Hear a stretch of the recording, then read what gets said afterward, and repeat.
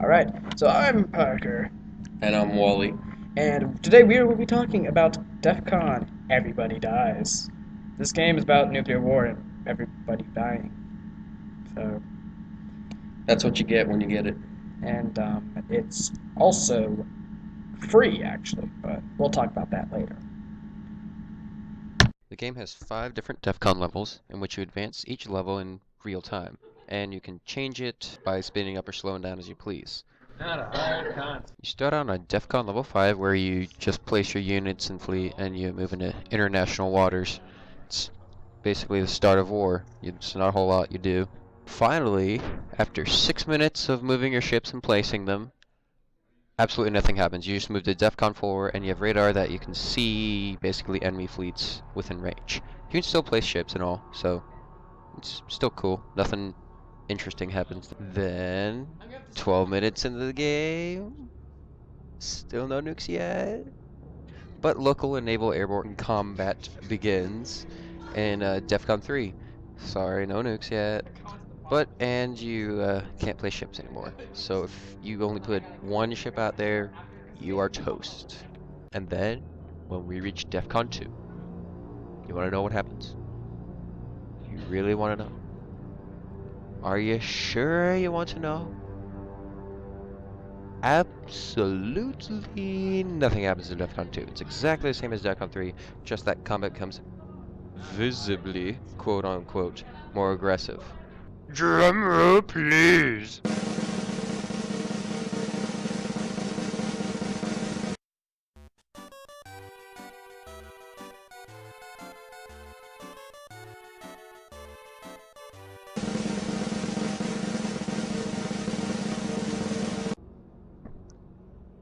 And finally, after 30 minutes, we reached DEFCON 1!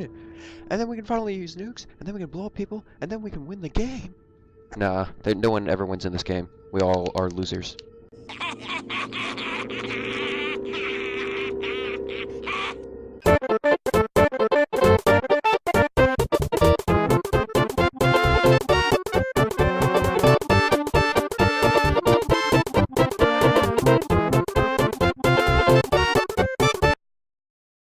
DEFCON has 3 types of combat: nuclear, boat, and air.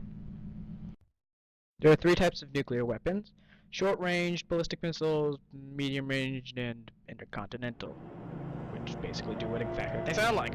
One is fired short, one is fired medium, and one is fired long, and they're fired from different objects of interest. There are also 3 types of ships: battleships, carriers, and submarines. Battleships do battleship things, not like the dumb action movie Battleship, but like the video game, the board game, where they blow up stuff and take a lot of hits. Guys, this is a big one. Aircraft carriers, they carry aircraft. They carry 5 fighters and 2 bombers, and have 4 SRBMs. Then there are your types of aircraft: fighters and bombers. Wow, those are pretty explanatory. Fighters shoot stuff. They shoot fighters, other fighters, and bombers. And they can also shoot ships and submarines that have surfaced. Bombers shoot short-range ballistic missiles, and they can also shoot ships, but they can't shoot other things in the air. And now for something completely different. There are 3 types of ground facilities that you can use to nuke other people. There are radar stations, which do radar things, missile silos, which shoot nukes, and air bases, which have 10 fighters and 10 bombers, and a lot of SRBMs for backing up the bombers if they ever run out. Radar stations do radar things and do all this radar stuff, and detect stuff. Nuclear silos shoot nuclear weapons, and they also shoot at planes and nuclear missiles and shoot them down, because why not? Sorry guys, this video is terrible, I know. Just hang in there for a few more minutes. And finally, air bases just have planes in them that go and blow people up. Whoa. They have 10 fighters and 10 bombers. The scoring how this game works is that if you get nuked, you lose 1 point, but if you nuke someone and kill a million other people, you get 2 points. So, there. So, should you get DEFCON? Well, it's free on Steam, so if you just want to get a bunch of friends together and just nuke the living daylights out of each other, why not? And it's like a 58 megabyte download. Does a big difference. Big difference. And if you don't know what Steam is, you probably actually have a life. Unlike